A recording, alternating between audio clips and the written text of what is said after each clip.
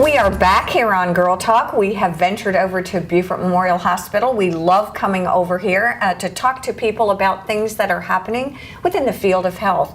Janna Jones Kersh has joined us today. She is a midwife. Super excited to talk with you. I had the opportunity to talk to you when you were beginning your practice. Absolutely. And now you're quite involved. Yeah. It's great. We got a lot to talk about. Let's talk initially about you and your practice. Who are some of the docs that you do practice with? So right now I practice with Doctors Benson and Miller and Mattingly, and we actually just added another midwife to our practice, so we're Interestingly growing. enough, we talked to Dr. Mattingly not so long ago, and we were talking about the Zika virus, and a lot's transpired in the short period of time that we did talk with her. Right. Talk to us a little bit about what we need to know about the Zika virus and how it affects us. Yeah, so Zika virus definitely is an area that's rapidly changing because it's changing where people are getting Zika virus and what recommendations are for travel. Of course, it affects my field of study and expertise a whole lot because we know that Zika virus causes some serious birth defects for women who are pregnant who contract Zika virus while they're pregnant.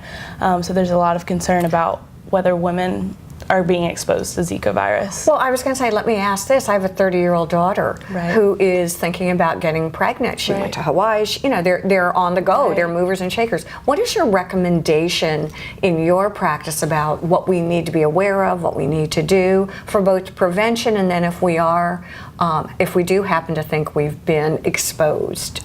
So our practice, we are all trying to stay up to date week to week with what the CDC recommends for women. And right now the CDC recommends any woman who's pregnant or trying to get pregnant not travel to Zika affected areas if she can help it at all. So recently there was homegrown Zika in Florida. So I've really encouraged women to reconsider trips that aren't absolutely necessary to South Florida. And then if they do have to travel to those affected areas, Florida, the Caribbean, parts of Asia, to of course do everything they can possible to prevent mosquito bites. So that's such as wearing long sleeved clothes, pants. It's absolutely safe to use DEET bug repellents. Those are approved for women who are pregnant and breastfeeding, and that's probably one of the most effective things you can do is put on bug repellent every time you're going to go outside, and whenever possible stay inside. Avoid the twilight, the early morning, because that's really when mosquitoes are at their peak. Well, her husband travels even more. What about for the partner? Is that of any consequence at all? Yeah, so I think it was a couple months after we started seeing Zika was becoming a problem that we realized that Zika can be sexually transmitted as well. So the CDC is now recommending that any woman who's pregnant or trying to become pregnant their partners avoid traveling to Zika affected areas as well. And if you are pregnant and your partner has to travel there, to either abstain from sexual intercourse of any kind for the duration of pregnancy, or of course use a condom every time you have sex after that. Do a lot of women come in and ask you about that? Yes, I think this is a very concerning for us as healthcare providers, but even more so the general population, because it's just the unknown of how quickly is Zika going to spread. Is it going to be in South Carolina next week, or is it going to contain itself and be over once this mosquito cycle is gone? But I think women, their concern for their unborn child is probably, they're more concerned about their unborn child than anything they've ever worried about in their whole life. So the idea that there's a virus out there that could harm their baby and there's limited things you can do about it is very scary. Talk to me, if you will, about the practice of, just generally, of midwifery. I know that it has a connotation, I think, when I listen to your education and the things that you can do and the things that you do, it's really impressive and it's a wonderful adjunct.